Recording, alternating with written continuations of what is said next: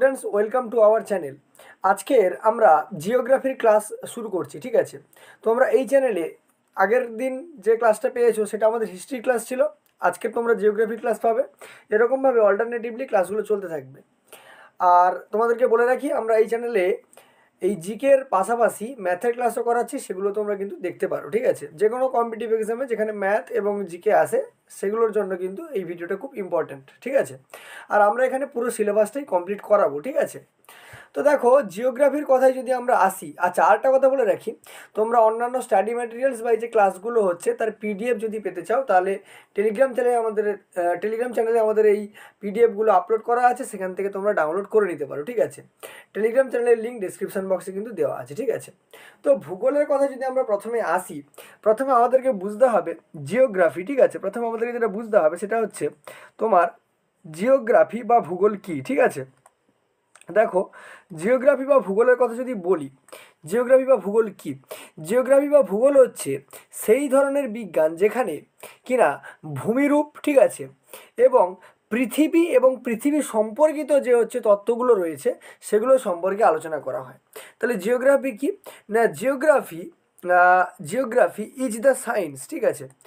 Geography is the science that that studies the lands, the features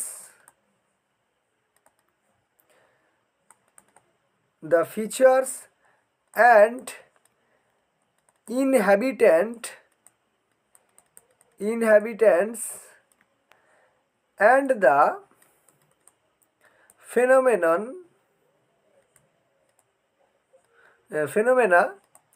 of the earth, ঠিক আছে, of the earth. অর্থাৎ ভূগোল হলো এমন একটা বিষয় যেখানে আমরা কী কী সম্পর্কে আলোচনা করি না, যেখানে আমরা হচ্ছে তোমার ল্যান্ডস সম্পর্কে আলোচনা করি, ফিউচার্স সম্পর্কে আলোচনা করি, ইনহ্যাবিট্যান্টস সম্পর্কে আলোচনা করি, আর হচ্ছে বিভিন্ন আর্থের ফেনোমেনন সম্পর্কে আলোচনা করে থাকি, ঠিক আছে। এবারে দেখো, আমাদেরকে জানতে হবে যে কোন সময়, ঠিক আছে, কোন সময়কাল থেকে এই জিওগ্রাফিটা শুরু হয়েছিল, ঠিক আছে, কোন সময়কাল থেকে এই জিওগ্রাফিটা শুরু হয়েছিল। তাহলে জিওগ্রাফির যদি আমরা স্টার্ট বা শুরুটা বলি, সেটা কত ছিল, সেটা তোমার সেকেন্ড সেঞ্চুরি, ঠিক আছে, সেকেন্ড সেঞ্চুরি বিসি, ঠিক আছে, অর্থাৎ খ্রিস্টপূর্ব, ঠিক আছে, খ্রিস্টপূর্ব 2য় শতাব্দীতে কিন্তু এই ভূগোলের সূচনাটা হয়, ঠিক আছে। কার দ্বারা সূচনা করা হয় না, এই ভূগোলের যিনি সূচনা করেছিলেন তিনি ছিলেন আমাদের এরাটোস্থেনিস। কে ছিলেন? এরাটোস্থেনিস, ঠিক আছে, এরাটোস্থেনিস, ঠিক আছে। তাহলে ভূগোলের ফাদার অফ জিওগ্রাফি কাকে বলা হয়? এরাটোস্থেনিসকে বলা হয়। ইনি কিন্তু আমাদের গ্রিক দেশের বাসিন্দা ছিলেন, ঠিক আছে। তাহলে ফাদার অফ জিওগ্রাফি কাকে বলা হয় না, তোমার হচ্ছে এরাটোস্থেনিসকে বলা হয়, কারণ ইনিই প্রথম সেকেন্ড সেঞ্চুরি বিসি অর্থাৎ খ্রিস্টপূর্ব 2য় শতাব্দীতে ভূগোলের সূচনা করেছিলেন, ঠিক আছে। তারপরে যে আমরা আলোচনাটায় আসবো সেটা হচ্ছে ব্রাঞ্চেস অফ জিওগ্রাফি, ঠিক আছে, ব্রাঞ্চেস অফ জিওগ্রাফি অর্থাৎ জিওগ্রাফির কি কি শাখা রয়েছে, অর্থাৎ জিওগ্রাফিকে কতগুলো শাখাতে আমরা ভাগ করতে পারি, ঠিক আছে। তো জিওগ্রাফির শাখা বলতে আমরা মূলত এখানে 2টো শাখাতে জিওগ্রাফিকে ভাগ করব। কটা শাখাতে? 2টো শাখাতে, ঠিক আছে। দেখো, ফার্স্টলি যে শাখাটায় ভাগ করব সেটা হচ্ছে তোমার হিউম্যান জিওগ্রাফি, ঠিক আছে, হিউম্যান জিওগ্রাফি অর্থাৎ মানবিক ভূগোল, ঠিক আছে, মানবিক ভূগোলে ভাগ করব। আর সেকেন্ডলি যেটাতে ভাগ করব সেটা হচ্ছে তোমার কি, সেটা হচ্ছে তোমার ফিজিক্যাল জিওগ্রাফি, ঠিক আছে। সেকেন্ডটা কি না, ফিজিক্যাল জিওগ্রাফি, ঠিক আছে। তাহলে একটা তোমার গেল কি হিউম্যান জিওগ্রাফি, একটা গেল হিউম্যান জিওগ্রাফি, একটা গেল কি ফিজিক্যাল জিওগ্রাফি। তাহলে যদি কখনো কোশ্চেন আসে যে জিওগ্রাফির কতগুলো শাখা রয়েছে, তোমার অ্যান্সার হবে 2টো শাখা, একটা হচ্ছে হিউম্যান জিওগ্রাফি আর একটা হচ্ছে ফিজিক্যাল জিওগ্রাফি, ঠিক আছে। এবারে দেখো, এই হিউম্যান জিওগ্রাফির আন্ডারে যদি আসি, হিউম্যান জিওগ্রাফির আন্ডারে কিন্তু আবার অনেকগুলো ভাগ রয়েছে, ঠিক আছে। কি কি ভাগ রয়েছে? যেমন দেখো, হিউম্যান জিওগ্রাফির আন্ডারে রয়েছে কালচারাল জিওগ্রাফি, ঠিক আছে, কালচারাল জিওগ্রাফি, ঠিক আছে। তারপরে তোমার রয়েছে ডেভেলপমেন্ট জিওগ্রাফি, ঠিক আছে, ডেভেলপমেন্ট জিওগ্রাফি। তারপরে তোমার রয়েছে মনে করো তুমি ইকোনমিক জিওগ্রাফি, ঠিক আছে, ইকোনমিক জিওগ্রাফি। তারপরে তোমার রয়েছে হিস্টোরিক্যাল জিওগ্রাফি, ঠিক আছে, হিস্টোরিক্যাল জিওগ্রাফি এটসেট্রা। এরকম অনেকগুলো ভাগ রয়েছে। যদিও তোমাদের এই ভাগগুলো তোমাদের পরীক্ষার পয়েন্ট অফ ভিউ থেকে ইম্পর্টেন্ট নয়, শুধু তোমাকে এখানে এই যে হিউম্যান জিওগ্রাফি আর হচ্ছে ফিজিক্যাল জিওগ্রাফির নামটা তোমাকে মনে রাখতে হবে, অর্থাৎ কতগুলো ভাগে আমরা জিওগ্রাফিকে ভাগ করতে পারি সেই জিনিসটাই মনে রাখতে হবে, ঠিক আছে। এবারে ফিজিক্যাল জিওগ্রাফির কথা যদি আসি, ফিজিক্যাল জিওগ্রাফিতে কী কী আলোচনা করা হয়? ফিজিক্যাল জিওগ্রাফিতে প্রথমত যেটা আলোচনা করা হয় সেটা হচ্ছে জিওমরফোলজি, ঠিক আছে, কি বলা হয়? জিওমরফোলজি, ঠিক আছে। সেকেন্ডলি যেটা রয়েছে সেটা হচ্ছে তোমার হাইড্রোলজি। এবারে এইগুলো থেকে কিন্তু কোশ্চেন হয়, তাই জন্য এগুলো আমরা নেক্সট পেজে আলোচনা করব, ঠিক আছে।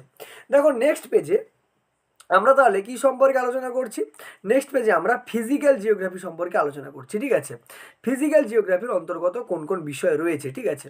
তাহলে আমাদের আলোচনার বিষয় কি না, ফিজিক্যাল জিওগ্রাফি, ঠিক আছে। ফিজিক্যাল জিওগ্রাফির যে ব্রাঞ্চগুলো রয়েছে সেগুলো হচ্ছে প্রথমত হচ্ছে জিওমরফোলজি। প্রথমেরটা কি?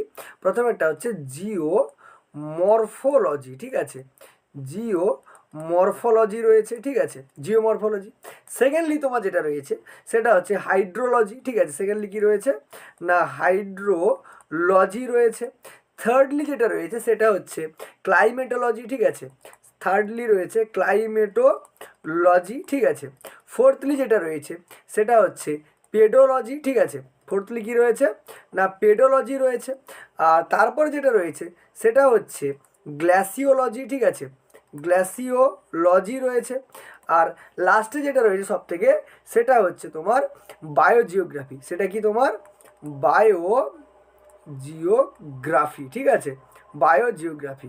মোটামুটি তোমার এই ফিজিক্যাল জিওগ্রাফিকে মোটামুটি এতগুলো পার্টে আমরা কিন্তু ভাগ করে ফেলতে পারি, ঠিক আছে।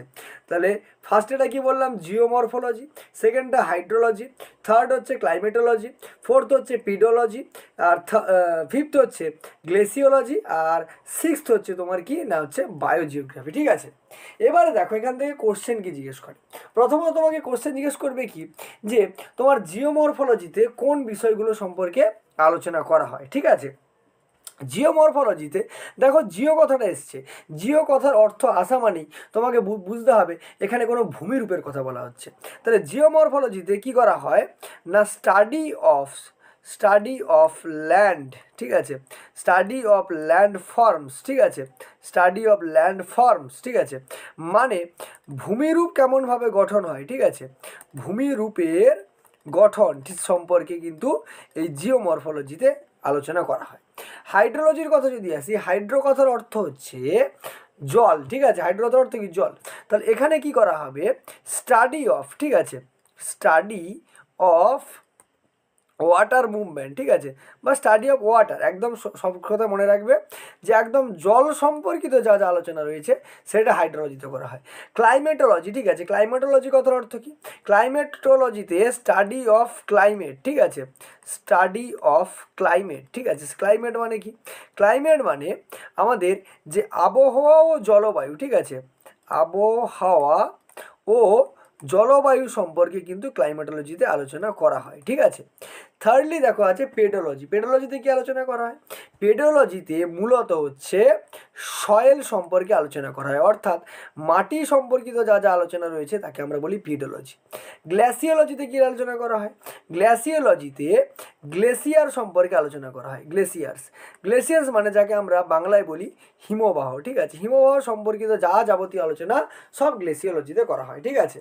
আর বায়োজিওগ্রাফিতে কি আলোচনা করা হয়, বায়োজিওগ্রাফিতে হচ্ছে তোমার হচ্ছে কি না, বিভিন্ন ধরনের যে অর্গানিজমগুলো রয়েছে, ঠিক আছে, অর্গানিজম, ঠিক আছে, অর্গানিজম সম্পর্কে আলোচনা করা হয়, অর্থাৎ বিভিন্ন যে আর যে সমস্ত প্রাণীরা রয়েছে, ঠিক আছে, সেই প্রাণীদের সঙ্গে পৃথিবীর কীরকম সম্পর্ক রয়েছে সেই সম্পর্কিত আলোচনাগুলো বায়োজিওগ্রাফিতে করা হয়। ঠিক আছে, তাহলে দেখো জিওমরফোলজিতে কী করা হচ্ছে না স্টাডি অফ মানে ভূমিরূপের গঠন সম্পর্কে, জলের সম্পর্কে আলোচনা করা হচ্ছে হাইড্রোলজিতে, আবহাওয়া ও জলবায়ু সম্পর্কে আলোচনা করা হচ্ছে ক্লাইমেটোলজিতে, মাটি সম্পর্কে আলোচনা করা হচ্ছে পেডোলজিতে, হিমবাহ সম্পর্কে আলোচনা করা হচ্ছে গ্লেসিওলজিতে, আর প্রাণী ও পৃথিবীর মধ্যে যে সম্পর্ক সেটা আলোচনা করা হচ্ছে তোমার কি না বায়োজিওগ্রাফিতে। ঠিক আছে, তাহলে ফিজিক্যাল জিওগ্রাফির এই কটা পার্ট চলে গেল এবং সেগুলো সম্পর্কে কী কী কোশ্চেন আছে সেগুলো আমি বলে ফেললাম। ঠিক আছে, চলে আসছি দেখো নেক্সট পেজে।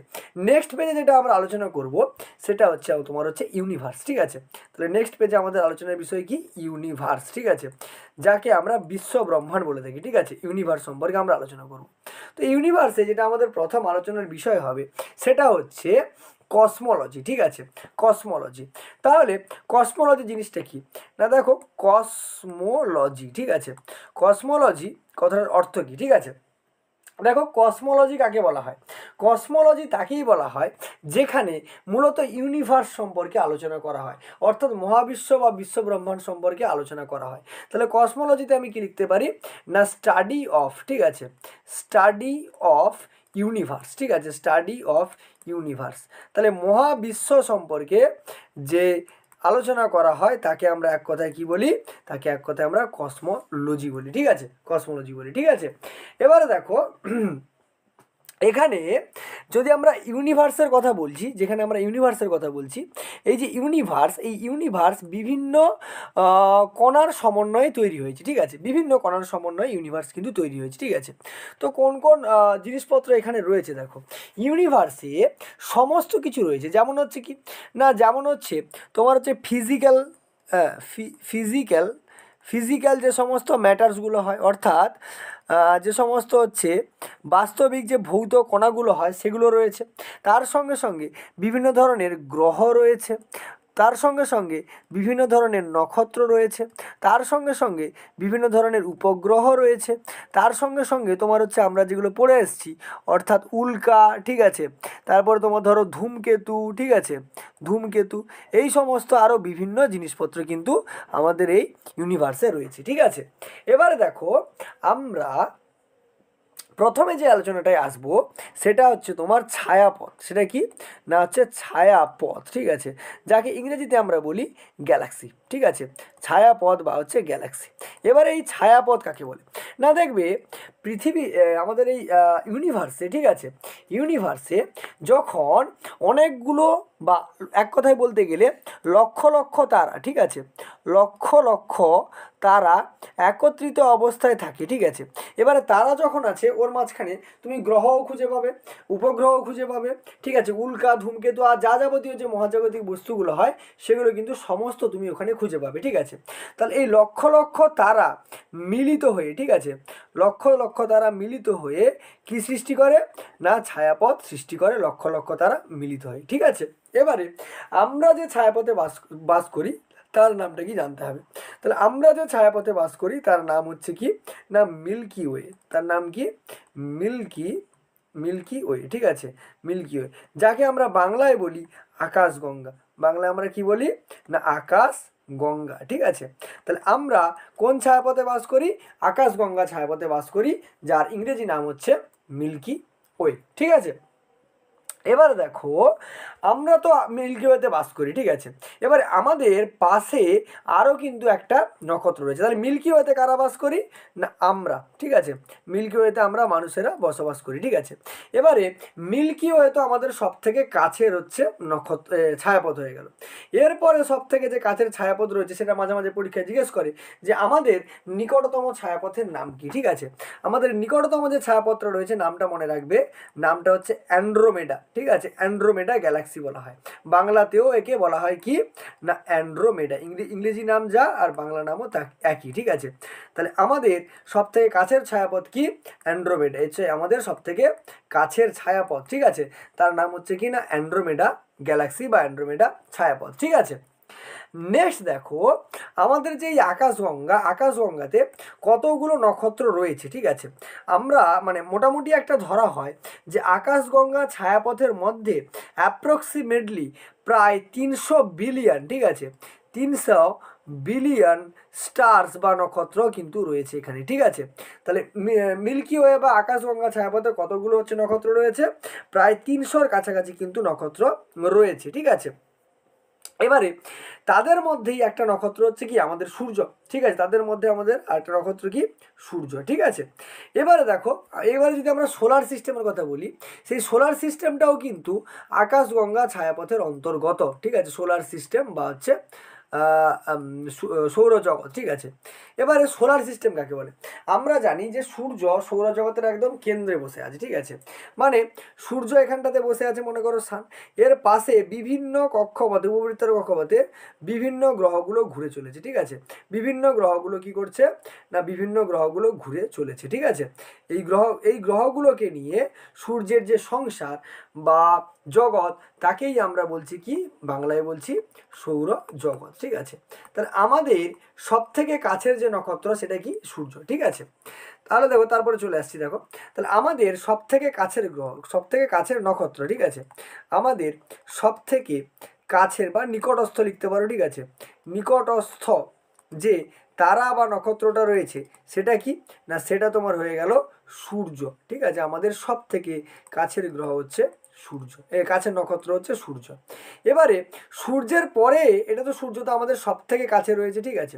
সেকেন্ডলি যেটা রয়েছে সেটার নাম কি না, সেটা হচ্ছে প্রক্সিমা সেন্টাউরি, ঠিক আছে।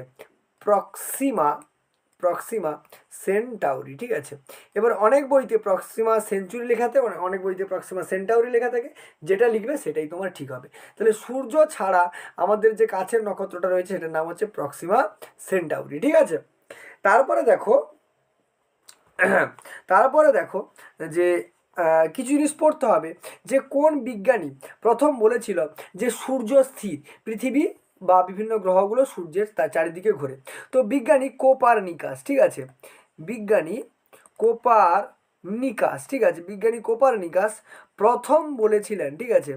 প্রথম বলেছেন যে সূর্য স্থির, ঠিক আছে।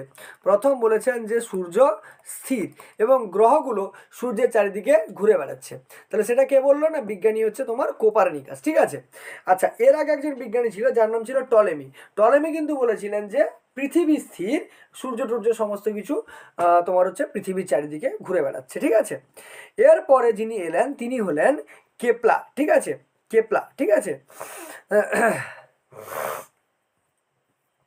নেক্সট, আচ্ছা, কোপারনিকাস প্রথমে কথাটা বললেন, কোপারনিকাস এর সঙ্গে আরেকটা তথ্য দিয়েছিলেন। কোপারনিকাস এর সঙ্গে আরেকটা তথ্য দিয়েছিলেন, কি বলেছিলেন? তিনি বলেছিলেন আমাদের যে এই মহাবিশ্ব রয়েছে, ঠিক আছে, মহাবিশ্ব বা ইউনিভার্স রয়েছে, সেই মহাবিশ্বের, ঠিক আছে, মহাবিশ্বের কেন্দ্র হচ্ছে আমাদের সূর্য। মহাবিশ্বের কেন্দ্র হচ্ছে আমাদের কি সূর্য।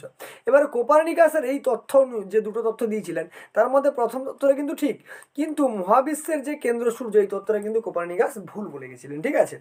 এরপরে যিনি সায়েন্টিস্ট এলেন কোপারনিকাসের পরে, তিনি কে এলেন? তিনি এলেন হচ্ছে কেপলার, ঠিক আছে। তিনি এলেন কে? কেপলার, ঠিক আছে। কেপলার। এবারে কেপলার এসে কি বললেন? কেপলার বললেন যে না, মহাবিশ্বের কেন্দ্র সূর্য নয়। কেপলার বলল যে সৌরজগৎ যে রয়েছে সেই সৌরজগতের, ঠিক আছে, সেই সৌরজগতের মূল কেন্দ্রে রয়েছে কে? সূর্য, ঠিক আছে। সৌরজগতের মূল কেন্দ্র হলো কি না সূর্য, ঠিক আছে। এটা কে বললেন? এটা হচ্ছে বিজ্ঞানী কেপলার এসে কিন্তু বললেন যে সৌরজগতের মূল কেন্দ্র হচ্ছে কি সূর্য, ঠিক আছে। এরপরে দেখো, কেপলারের পরে প্রথম এলেন হচ্ছে এডউইন হাবল, ঠিক আছে। কেপলারের পরে তাহলে কে এলেন? এডউইন, ঠিক আছে। এডউইন হাবল, ঠিক আছে। তোমরা হাবল টেলিস্কোপের নাম শুনেছো নিশ্চয়ই, ঠিক আছে। এডউইন হাবল, এই এডউইন হাবলের নাম অনুসারে এটা কিন্তু নামকরণ করা হয়েছে, ঠিক আছে। এবার এই এডউইন হাবল যে এলেন, এই এডউইন হাবল প্রথম কিন্তু মানে মিল্কি ওয়ে বা আকাশগঙ্গার পরে যে আরও ছায়াপথ রয়েছে সেটা কিন্তু ইনি প্রমাণ করেছিলেন। মানে এডউইন হাবল কি কাজটা করেছিলেন দেখো, এডউইন হাবল, ঠিক আছে, আকাশগঙ্গা বাদে, মানে আকাশ গঙ্গার পরে, ঠিক আছে, আকাশগঙ্গার পরের ছায়াপথগুলিকে আবিষ্কার করেছিলেন, ঠিক আছে। ছায়াপথ আবিষ্কার করেছিলেন, ঠিক আছে। তাহলে এডউইন হাবেল কি করেছিলেন? আকাশগঙ্গার পরেও যে ছায়াপথ রয়েছে তারাই কিন্তু মানুষ জানতো না। এই এডউইন হাবল আসার পরেই কিন্তু মানুষ জানতে পারলো যে আরও ছায়াপথ কিন্তু রয়েছে, ঠিক আছে। তারপরে দেখো আমরা তাহলে চলে আসছি আমাদের মেনলি আমাদের হচ্ছে গ্যালাক্সিগুলো যেগুলো রয়েছে সেগুলোর আকৃতি কেমন হয় সেগুলো সম্পর্কে জানবো, ঠিক আছে। তাহলে এবারে আমাদের আলোচনার বিষয় হচ্ছে যে স্ট্রাকচার, ঠিক আছে, স্ট্রাকচার অফ গ্যালাক্সি, ঠিক আছে, স্ট্রাকচার অফ গ্যালাক্সি বা গ্যালাক্সির হচ্ছে আকার কেমন কেমন হয়, ঠিক আছে। তো গ্যালাক্সির আকারের যদি কথা বলি, প্রথমত হয় স্পাইরাল, ঠিক আছে, স্পাইরাল, স্পাইরাল বাংলায় আমরা যাকে বলি স্প্রিংয়ের মতো, ঠিক আছে, স্প্রিংয়ের মতো, স্প্রিংয়ের মতো মানে ব্যাপারটা কীরকম, এরকম, ঠিক আছে, স্পাইরাল বা স্প্রিংয়ের মতো, ঠিক আছে। এই স্পাইরাল বা পিংয়ের মতো, স্প্রিংয়ের মতো কার কার দেখা যায় মূলত, না আমরা যে ছায়াপথে বাস করি অর্থাৎ মিল্কি ওয়ে গ্যালাক্সি, ঠিক আছে, মিল্কি ওয়ে গ্যালাক্সি, আর একটা আমাদের নিকটবর্তী যে গ্যালাক্সিটা রয়েছে অর্থাৎ অ্যান্ড্রোমেডা, ঠিক আছে।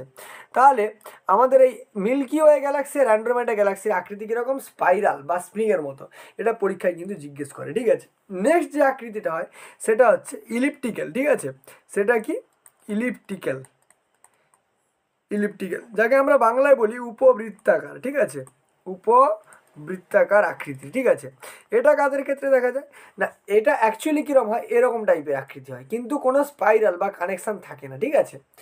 আরেকটা যেটা হয় সেটা হচ্ছে ইরেগুলার, আরেকটা কী হয়, ইরেগুলার অর্থাৎ যাদের কোনো নির্দিষ্ট আকার থাকে না, বিভিন্ন আকারের হতে পারে, ঠিক আছে, যাদের কোনো নির্দিষ্ট আকার থাকে না, এরকম ইলিপ্টিক্যালও গ্যালাক্সি কিন্তু আমরা পাবো। আমাদের যেটা এখানে মেনলি ইম্পর্টেন্ট সেটা যেটা তোমাকে মনে রাখতে হবে যে মিল্কি ওয়ে গ্যালাক্সি আর অ্যান্ড্রোমেডা গ্যালাক্সির আকারটা কেমন, না স্পাইরাল বা হচ্ছে স্প্রিংয়ের মতো, ঠিক আছে। এখান থেকে শর্ট কোশ্চেন একটা হতে পারে, ঠিক আছে।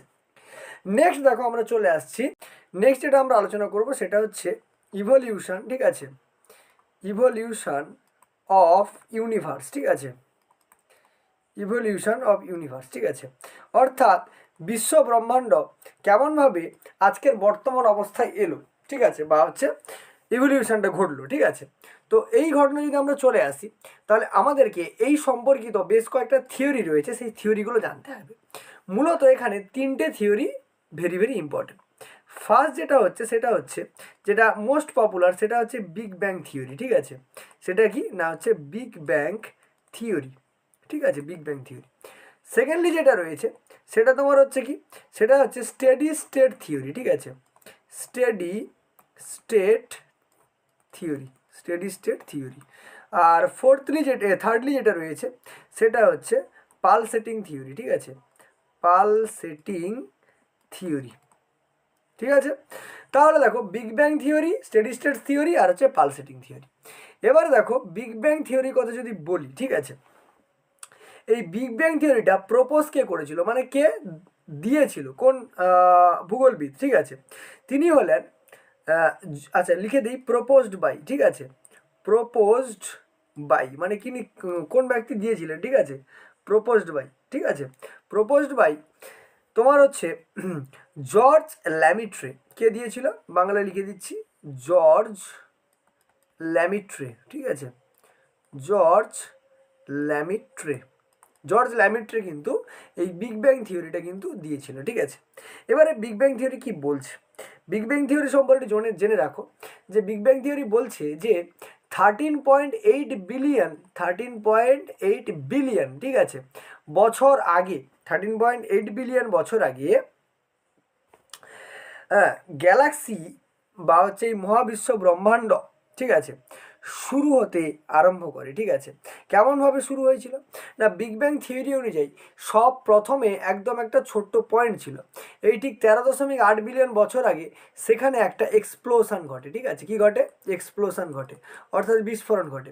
এই বিস্ফোরণের পরে যে সমস্ত কণাগুলো তৈরি হয়েছিল সেগুলো পরস্পরের থেকে সবসময় কী করছে, দূরের দিকে সরে যাচ্ছে, এবং এই যে দূরের দিকে সরে যাওয়া আর এই যে কণাগুলো ছিল এই কণাগুলোই পরবর্তীকালে কি তৈরি করেছে, নক্ষত্র বা গ্রহ বা উপগ্রহ এই সমস্ত তৈরি করেছে। তোমাদের যেটা এখানে মনে রাখতে হবে সেটা কি, যে বিগ ব্যাং থিওরি কে হচ্ছে দিয়েছিল, ঠিক আছে, তাহলে জর্জ ল্যামিট্রে দিয়েছিল, কত বছর আগে, না 13.8 বিলিয়ন বছর আগে এই ঘটনাটা ঘটেছে বলে মনে করা হয়, ঠিক আছে। নেক্সট দেখো যদি স্টেডি স্টেট থিওরির কথা বলি আমি, ঠিক আছে, স্টেডি স্টেট থিওরি কে দিয়েছিল, ঠিক আছে, দুজন ছিল, ঠিক আছে, একজন হচ্ছে সরি দুজন বলছি, তিনজন ছিল, একজন হচ্ছে বন্ডি, ঠিক আছে, একজনকে না বন্ডি, ঠিক আছে। দ্বিতীয়জন ছিল গোল্ড, ঠিক আছে। আর 3 নম্বর যে ছিলেন তিনি ছিলেন ফ্রেড হয়লে, ঠিক আছে, ফ্রেড হয়লে। এই 3 জন মিলে বন্ডি, গোল্ড আর হচ্ছে ফ্রেড হয়লে, এই 3 জন মিলে কিন্তু স্টেডি স্টেট থিওরিটা দিয়েছে, ঠিক আছে। এবার দেখো স্টেডি স্টেট থিওরি সম্পর্কে তো এইটুকু শর্ট কোশ্চেন, যদিও স্টেডি স্টেট থিওরি জিজ্ঞেস করে না অতটা, তোমাকে এখানে বিগ ব্যাং থিওরিটাই ভেরি ভেরি ইম্পর্টেন্ট, এই দুটো অতটা জিজ্ঞেস করে না, ঠিক আছে। তবুও বলে রাখছি ঘটনাগুলো কি। স্টেডি স্টেট থিওরি কি বলছে, যে স্টেডি স্টেট থিওরি বলছে যে ইউনিভার্স সবসময় কি করছে, এক্সপ্যান্ড করছে মানে ছড়িয়ে পড়ছে, ঠিক আছে, ছড়িয়ে পড়ছে। এবং এই যে এক্সপ্যান্ডের কোনো মানে বিগিনিং পয়েন্টও নেই, মানে শুরুও নেই আর কোনো শেষও নেই, ঠিক আছে। আচ্ছা, তারপর যদি আমরা পালসেটিং থিওরির কথা বলি, পালসেটিং থিওরি কি বলছে দেখো, পালসেটিং থিওরি তেমনভাবে মানে কে দিয়েছে, কে প্রপোজ করেছে তেমন কোনো উল্লেখ নেই, ঠিক আছে। তো পালসেটিং থিওরিতে কী বলা হচ্ছে, পালসেটিং থিওরি বলছে যে ইউনিভার্স, ঠিক আছে, একবার কি করছে, এক্সপ্যান্ড করছে অর্থাৎ ছড়িয়ে যাচ্ছে, ঠিক তারপরে আবার কি করছে, কন্ট্রাক্ট করছে, ঠিক আছে। তারপরে কি করছে, কন্ট্রাক্ট করছে। তার মানে প্রথমে ছড়াচ্ছে, আবার হচ্ছে কি হচ্ছে, এক জায়গায় সংকুচিত হচ্ছে, আবার ছড়াচ্ছে, আবার সংকুচিত হচ্ছে, এরকম একটা থিওরি যদিও রয়েছে, ঠিক আছে। যদিও এগুলো অতটা ইম্পর্টেন্ট নয়, তোমার পরীক্ষার পয়েন্ট অফ ভিউ থেকে বিগ ব্যাং থিওরিটাই সব থেকে ভেরি ভেরি ইম্পর্টেন্ট রয়েছে, ঠিক আছে। নেক্সট দেখো, নেক্সট আলোচনায় আমরা যদি চলে আসি, ঠিক আছে, নেক্সট আলোচনায় আমরা চলে আসছি। দেখো নেক্সট আলোচনায় যেটা আসবো সেটা হচ্ছে, দেখো তোমার কি না, সেটা হচ্ছে তোমার হচ্ছে নক্ষত্র, ঠিক আছে। এবারে দেখো নক্ষত্রের কথা যদি আমরা বলি, অর্থাৎ স্টার্স, ঠিক আছে, স্টার্স বাংলায় আমরা যাকে বলছি নক্ষত্র, ঠিক আছে, নক্ষত্র বা হচ্ছে তারা, নক্ষত্র বা তারা। নক্ষত্র বা তারা কাকে বলে না, দেখো নক্ষত্র বা তারা বলতে কি বোঝাচ্ছে, যে সমস্ত জ্যোতিষ্কের, ঠিক আছে, যে সমস্ত জ্যোতিষ্কের, ঠিক আছে, যে সমস্ত জ্যোতিষ্কের নিজস্ব আলো আছে, ঠিক আছে, যে সমস্ত জ্যোতিষ্কের নিজস্ব আলো আছে, ঠিক আছে, আলো আছে, এবং যারা রাতের বেলা মিটমিট করে জ্বলে, যারা রাতের বেলা, ঠিক আছে, রাতের বেলা মিটমিট করে জ্বলে, মিট করে জ্বলে, তাদের আমরা কি বলি, তাদের হচ্ছে নক্ষত্র বা তারা বলে, ঠিক আছে, তারা বলে। তাহলে নক্ষত্র বা তারা কাকে বলে, যে সমস্ত জ্যোতিষ্ক নিজস্ব আলো আছে এবং যারা রাতের বেলা মিটমিট করে জ্বলে তাদের আমরা তারা বলি।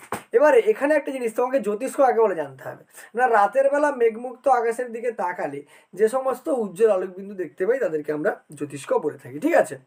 এবারে দেখো জানতে হবে যে এই নক্ষত্র বা তারা এগুলো কি দিয়ে তৈরি হয়। দেখো স্টার্স বা তারার কথা যদি আমরা বলি, তারাগুলো জেনারেলি কি দিয়ে তৈরি হয় না, এর মধ্যে কি থাকে, হট বার্নিং গ্যাসেস, ঠিক আছে, হট বার্নিং গ্যাসেস অর্থাৎ কি না, গরম জ্বলন্ত গ্যাস থাকে, ঠিক আছে, গরম জ্বলন্ত গ্যাস থাকে, যার জন্য এখান থেকে আমরা কি পাই, তাপ পাই আর হচ্ছে আলো পাই, ঠিক আছে। এই হট বার্নিং গ্যাসগুলো থাকার জন্য আমরা এখান থেকে কি পাই, তাপ পাই আর কি পাই, আলো পাই, ঠিক আছে। দেখো এবারে তারার আকৃতির কথা যদি আমরা বলি, তারার যদি আমরা আকৃতি কেমন হবে সেটা যদি বলি, ঠিক আছে, আকৃতি কেমন হতে হবে, আমাদের যে সূর্যের আকৃতি রয়েছে, ঠিক আছে, এই সূর্যের আকৃতির থেকে হচ্ছে ছোট হওয়া যাবে না, ঠিক আছে, হ্যাঁ, সূর্যের আকৃতির থেকে বড় হতে হবে। তাহলে আকৃতি কেমন হবে না, সূর্যের আকৃতির চেয়ে কী হতে হবে, বড় হতে হবে, ঠিক আছে, সূর্যের আকৃতির চেয়ে কী হতে হবে, বড় হতে হবে, ঠিক আছে, কিন্তু দ্বিগুণের চেয়ে বেশি হওয়া যাবে না, ঠিক আছে। তাহলে সূর্যের আকৃতির চেয়ে বড় হতে হবে কিন্তু দ্বিগুণের চেয়ে বড় হওয়া যাবে না, ঠিক আছে। কি বললাম বুঝতে পারলে, যে সূর্যের আকৃতির থেকে এর আকৃতি বড় হতে হবে, তারাগুলোর আকৃতি, কিন্তু দ্বিগুণের চেয়ে বেশি বা বড় হওয়া সম্ভব নয়। যদি এর আকৃতি দ্বিগুণের থেকে বড় হয়ে যায়, যদি আকৃতিটা দ্বিগুণের চেয়ে বড় হয়ে যায়, ঠিক আছে, দ্বিগুণের চেয়ে যদি বড় হয়ে যায় তাহলে তাকে আমরা কি বলবো, তাকে আমরা বলি নিউট্রন স্টার, তাকে আমরা কি বলি, নিউট্রন স্টার, ঠিক আছে, বা ওকে আরেকটাও বলা হয়, ঠিক আছে, আরেকটাও বলা হয়, সেটা হচ্ছে পালসার, ঠিক আছে। তাহলে পালসার বা নিউট্রন স্টার কাদের বলে? না যাদের আকৃতি সূর্যের দ্বিগুণের চেয়ে বেশি, সেই সমস্ত নক্ষত্রদেরকে আমরা কি বলি? নিউট্রন স্টার বা হচ্ছে পালসার বলে থাকি, ঠিক আছে, নিউট্রন স্টার বা পালসার বলে থাকি, ঠিক আছে। এবারে দেখো, যদি আমরা একটা নক্ষত্রের বিভিন্ন রঙের কথা বলি, যে তার বর্ণ বা কালার কেমন হবে, ঠিক আছে, বর্ণ বা কালার দেখে তার কিন্তু হচ্ছে টেম্পারেচার বা তার তাপমাত্রা কেমন হবে সেটা বিবেচনা করা যায়। এবারে একটা নক্ষত্রের বর্ণ বা হচ্ছে রং যদি আমরা বলি, সেটা কিন্তু বিভিন্ন রকম হতে পারে। তার মধ্যে হচ্ছে একটা হচ্ছে কি ব্লু বা হচ্ছে নীল, ঠিক আছে, ব্লু বা নীল। তারপরে আছে কি না, তারপরে হলুদ হতে পারে, আর হতে পারে রেড, ঠিক আছে, আর কি হতে পারে রেড। এবারে দেখো, যদি কোনো নক্ষত্রের রং হচ্ছে ব্লু হয়, ঠিক আছে, তার তাপমাত্রা কিন্তু সব থেকে ম্যাক্সিমাম হবে, ঠিক আছে, এবং যত নিচের দিকে নামবো, মানে ব্লু এর চেয়ে ইয়েলোতে একটু তাপমাত্রা কম, আর রেডে তাপমাত্রা সব থেকে কম হয়, ঠিক আছে, এইভাবে চলতে থাকে। তাহলে কোন রঙের নক্ষত্রের হচ্ছে তাপমাত্রা বেশি? না নীল রঙের নক্ষত্রের কিন্তু তাপমাত্রা সব থেকে বেশি হয়, ঠিক আছে। এবারে দেখো, একটা নক্ষত্র সেটা কিভাবে তৈরি হয়, ঠিক আছে, একটা নক্ষত্র সেটা কিভাবে তৈরি হয় সেটা সম্পর্কে একটু আলোচনা করা যাক, ঠিক আছে। এবার দেখো নক্ষত্র, ঠিক আছে, নক্ষত্র বা হচ্ছে তারা কিভাবে তৈরি হয়, তাহলে ইভলিউশন, ঠিক আছে, ইভলিউশন অফ স্টারস, ঠিক আছে, ইভলিউশন অফ স্টার। এবার ইভলিউশন অফ স্টারে প্রথমে যেটা জানতে হবে সেটা হচ্ছে তোমার প্রোটোস্টার কাকে বলে, ঠিক আছে, প্রথমে যেটা জানতে হবে সেটা হচ্ছে কি না প্রোটোস্টার। এবারে দেখো প্রোটোস্টার কাকে বলে, ঠিক আছে, প্রোটোস্টার এটা হচ্ছে এমন একটা অবস্থা, মানে যে কোনো নক্ষত্র তৈরি হওয়ার ক্ষেত্রে এমন একটা অবস্থা যেখানে একদম কেন্দ্রে, ঠিক আছে, একদম কেন্দ্রে কি হয়, একদম কেন্দ্র বা সেন্টারে, ঠিক আছে, কেন্দ্রতে কি হয়, হিলিয়াম, ঠিক আছে, হিলিয়াম গ্যাস কিন্তু জমা হতে ধীরে ধীরে আরম্ভ করে, ঠিক আছে, এবং এটাই পরবর্তীকালে ধীরে ধীরে ধীরে ধীরে আস্তে আস্তে এক্সপ্যান্ড করতে আরম্ভ করে। এই যে স্টেজটা, এই স্টেজটাকে বলা হচ্ছে প্রোটোস্টার, ঠিক আছে। নেক্সট যে স্টেজটা হচ্ছে সেটা হচ্ছে রেড জায়েন্ট, ঠিক আছে, রেড জায়েন্ট, ঠিক আছে। রেড জায়েন্টের ব্যাপারটা কি? রেড জায়েন্ট হচ্ছে এই স্টেজে এসে, ঠিক আছে, এই স্টেজে এসে নক্ষত্রটা যে তারাটা রয়েছে সেটা ধীরে ধীরে সয়েলিং হতে শুরু করে, ঠিক আছে, কি হতে শুরু করে? সয়েলিং হতে শুরু করে। তার সঙ্গে সঙ্গে সেই নক্ষত্রটা রেডেনিং হতে শুরু করে, অর্থাৎ লাল লাল হয়ে উঠতে শুরু করে, ঠিক আছে, লাল লাল হতে শুরু করে। কোন অংশটা? না বাইরের দিকের যে অংশটা রয়েছে সেই অংশটা এই আকৃতি ধারণ করতে আরম্ভ করে, ঠিক আছে। আর এই যে রেড জায়েন্ট কেন বলা হয়, দেখো এর আকৃতি খুব বড় হয়, ঠিক আছে, এর আকৃতি খুব বড় হয় দৈত্যের মতো, তাই একে রেড জায়েন্ট বলা হয়, ঠিক আছে। নেক্সট যে স্টেজটা হয় সেটা হচ্ছে তোমার হোয়াইট ডর্ফ, ঠিক আছে, নেক্সট যে স্টেজটা হয় সেটা হচ্ছে হোয়াইট ডর্ফ, ঠিক আছে।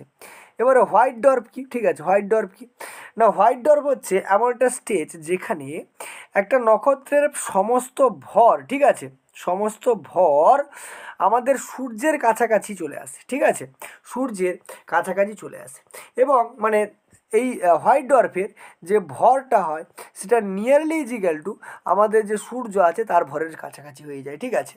আর কি হয় না, এর যে বাইরের যে লেয়ারটা রয়েছে অর্থাৎ আউটার লেয়ার, ঠিক আছে, বাইরের যে স্তরটা রয়েছে সেই বাইরের স্তরে কিন্তু বিভিন্ন ধরনের গ্যাস গ্যাস হচ্ছে দেখা যেতে আরম্ভ করে, ঠিক আছে, গ্যাস দেখা যেতে আরম্ভ করে, ঠিক আছে।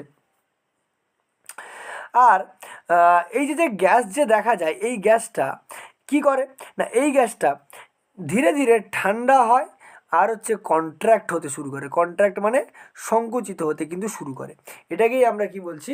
হোয়াইট ডর্ফ বলছি, ঠিক আছে, হোয়াইট ডর্ফ বলছি। নেক্সট যে স্টেজটা হয়, দেখো নেক্সট স্টেজ নয়, এখানে হোয়াইট ডর্ফ এসেই শেষ হয়ে যাবে। এবার এখানে কিছু পয়েন্ট তোমাকে মনে রাখতে হবে, সেটা কি না, আমাদের সোলার সিস্টেমে সব থেকে যে উজ্জ্বল নক্ষত্র রয়েছে, ঠিক আছে, উজ্জ্বল যে নক্ষত্রটি রয়েছে, উজ্জ্বল যে নক্ষত্রটি রয়েছে সেটা কি? সেটা হচ্ছে তোমার ডগ স্টার। সেটা কি না, ডগ স্টার, ঠিক আছে, ডগ স্টার হচ্ছে আমাদের সব থেকে উজ্জ্বল নক্ষত্র, ঠিক আছে, সব থেকে উজ্জ্বল নক্ষত্র, বোঝা গেল। এবারে আমাদের যে সব থেকে কাছের নক্ষত্র যেটা আমরা একটু আগে আলোচনা করলাম প্রক্সিমা সেন্টাউরি, ঠিক আছে, প্রক্সিমা সেন্টাউরি, ঠিক আছে। এই প্রক্সিমা সেন্টাউরি থেকে আলো পৃথিবীতে আসতে কত সময় লাগে? না 4.2 লাইট ইয়ার্স, ঠিক আছে। তার মানে 4.2 আলোকবর্ষ দূর থেকে কিন্তু আলোটা আসে, বা এই যে নক্ষত্রটা 4.2 আলোকবর্ষ দূরে কিন্তু অবস্থান করছে, ঠিক আছে, বোঝা গেল। এই প্রক্সিমা সেন্টাউরির পরে যে নক্ষত্রটা রয়েছে আমাদের, সেটা হচ্ছে আলফা সেন্টাউরি, ঠিক আছে। সেটা তোমার কত? না সেটা হচ্ছে 4.3 লাইট ইয়ার্স দূরে অবস্থিত। তারপরে যেটা রয়েছে সেটা হচ্ছে বার্নার্ড স্টার। সেটাকে কি বলা হয়? বার্নার্ড স্টার, ঠিক আছে, বার্নার্ড স্টার। সেখান থেকে আলো আসতে কত সময় লাগে? না 5.9 লাইট ইয়ার্স, অর্থাৎ 5.9 আলোকবর্ষ কিন্তু সময় কিন্তু লাগে, ঠিক আছে। আচ্ছা, এরপরে যেটা আমরা আলোচনা করব সেটা হচ্ছে concept of Chandrasekhar limit, black hole and হচ্ছে চন্দ্রশেখর লিমিট, ঠিক আছে। তাহলে এবার আমাদের আলোচনার বিষয় কি? না ব্ল্যাক হোল, ঠিক আছে, ব্ল্যাক হোল আর হচ্ছে চন্দ্রশেখর লিমিট, সি লিমিট লিখে দিলাম, ঠিক আছে, চন্দ্রশেখর লিমিট, ঠিক আছে। তাহলে এখন আমরা ব্ল্যাক হোল বা চন্দ্রশেখর লিমিট সম্পর্কে আলোচনা করব। এবারে দেখো ব্ল্যাক হোল কি, ঠিক আছে, ব্ল্যাক হোল কি। এবারে দেখো, যে কোনো নক্ষত্র যদি আমি নেই, অর্থাৎ যে কোনো স্টার বা নক্ষত্র যদি নেই, ঠিক আছে, এবারে তার যে মাস বা ভর যখন খুব বেশি হয়ে যায়, একটা লিমিট থাকে তো, তার থেকে যখন খুব বেশি হয়ে যাবে, ঠিক আছে, খুব বেশি হয়ে যাবে, তখন দুটো জিনিস ঘটার সম্ভাবনা থাকে, ঠিক আছে। তখন কি ঘটে? দুটো জিনিস ঘটার সম্ভাবনা থাকে। নাম্বার ওয়ান কি হতে পারে? যে ওই যে নক্ষত্রটা সেটা এক্সপ্লোড হয়ে যেতে পারে, ঠিক আছে। কি হতে পারে? এক্সপ্লোড হয়ে যেতে পারে, মানে কি? সেটা হচ্ছে কি বলবো, যে হচ্ছে বিস্ফোরিত হয়ে যেতে পারে, ঠিক আছে। বিস্ফোরিত হয়ে গেলে তাদেরকে আমরা বলি পালসার, ঠিক আছে। তাদেরকে বিস্ফোরিত হওয়ার পরে যে জিনিসগুলো তৈরি করে বা নক্ষত্রগুলো তৈরি করে তাদেরকে আমরা বলি পালসার। আর সেকেন্ড যে কেসটা হতে পারে সেটা হচ্ছে একদম কম্প্যাক্ট হয়ে যেতে পারে, ঠিক আছে, কম্প্যাক্ট হয়ে যেতে পারে। কম্প্যাক্ট হয়ে গেলেই এরা তৈরি করবে কি? না ব্ল্যাক হোল কিন্তু তৈরি করে ফেলবে, ঠিক আছে। তাহলে দেখো, কোনো নক্ষত্র বা তারার ভর যদি প্রচুর বেশি হয়ে যায়, তখন সেক্ষেত্রে দুটো ঘটনা ঘটতে পারে। একটা তো প্রথমত কি না এক্সপ্লোড করে যেতে পারে, ঠিক আছে। কি করে যেতে পারে? এক্সপ্লোড করে যেতে পারে। যে এক্সপ্লোড করে গেলে যে নক্ষত্রগুলো বা ছোটো ছোটো তারাগুলো তৈরি করবে সেগুলোকে আমরা পালসার বলছি। আরেকটা কি হতে পারে? কম্প্যাক্ট হতে পারে, মানে এক জায়গায় সংকুচিত হয়ে যেতে পারে, সেটাকে আমরা কি বলছি? ব্ল্যাক হোল, ঠিক আছে, সেটাকে আমরা কি বলছি? Black hole. এবারে এই ব্ল্যাক হোলের কথায় যদি চলে আসি, ঠিক আছে, ব্ল্যাক হোলের গ্র্যাভিটি, ঠিক আছে, ব্ল্যাক হোলের গ্র্যাভিটি বা অভিকর্ষীয় ত্বরণ খুব বেশি হয়, ঠিক আছে, খুব কি হয়? বেশি হয়, ঠিক আছে। এতটাই বেশি হয় যে এ আলোটাকেও নিজের দিকে আকর্ষণ করে, ঠিক আছে, যার ফলে ওটার নাম হয়েছে কি? ব্ল্যাক হোল, ঠিক আছে। এবারে দেখো, চন্দ্রশেখর লিমিট কাকে বলে? একজন ফিজিসিস্ট ছিল। কে ছিল? ফিজিসিস্ট, ঠিক আছে, অর্থাৎ পদার্থবিদ্যার বিজ্ঞানী, ঠিক আছে, ফিজিসিস্ট ছিল। একজন ফিজিসিস্ট ছিল, তার নাম হচ্ছে চন্দ্রশেখর, ঠিক আছে, চন্দ্রশেখর, ঠিক আছে, চন্দ্রশেখর। তা চন্দ্রশেখর বাবু কি বললেন? চন্দ্রশেখর বাবু বললেন যে তিনি ওই যে কোন ভরে গেলে সেটা হচ্ছে ব্ল্যাক হোলে পরিণত হতে পারে, সেই একটা ধারণা তিনি কিন্তু দিলেন। তাকেই আমরা চন্দ্রশেখর লিমিট বলছি। তো চন্দ্রশেখর বাবু কি বললেন? চন্দ্রশেখর বাবু বললেন যে যে আমাদের যে সূর্য রয়েছে বা আমাদের যে সূর্য রয়েছে, সূর্যের ভরের থেকে যদি 1.44 টাইমস ভর বা এর চাইতে যদি বেশি ভর হয়ে যায়, তখনই কিন্তু কোনো একটা স্টার, ঠিক আছে, স্টার সেটা কিন্তু ব্ল্যাক হোলে পরিণত হয়ে যাবে, ঠিক আছে। তাহলে কোনো একটা স্টার কখন ব্ল্যাক হোলে পরিণত হবে? না যখন সূর্যের ভরের 1.44 গুণ ভর বা তার চাইতে বেশি ভর অ্যাচিভ করে ফেলবে কোনো স্টার, তখন সেটা কিন্তু ব্ল্যাক হোলে পরিণত হয়ে যাবে। আর এই যে লিমিটটা, এই লিমিটটাকেই বলা হচ্ছে কি? না এই লিমিটটাকেই বলা হচ্ছে তোমার চন্দ্রশেখর লিমিট, ঠিক আছে। তাহলে আজকে দেখো, আজকের এ পর্যন্ত আমরা এতটুকু রাখলাম। পরের ভিডিওতে আমরা কিন্তু তোমার হচ্ছে সোলার সিস্টেম, ঠিক আছে, সোলার সিস্টেম সম্পর্কে ডিটেলসে আলোচনা করব, ঠিক আছে। আর আগের ক্লাসে আমরা হিস্ট্রি ক্লাসটা আপলোড করেছি, সেটা তোমরা দেখে নিতে পারো, ঠিক আছে। আর ম্যাথের ক্লাস তো সঙ্গে সঙ্গে চলছে, ঠিক আছে। তো দেখা হবে পরের ভিডিওতে। চলো, টাটা।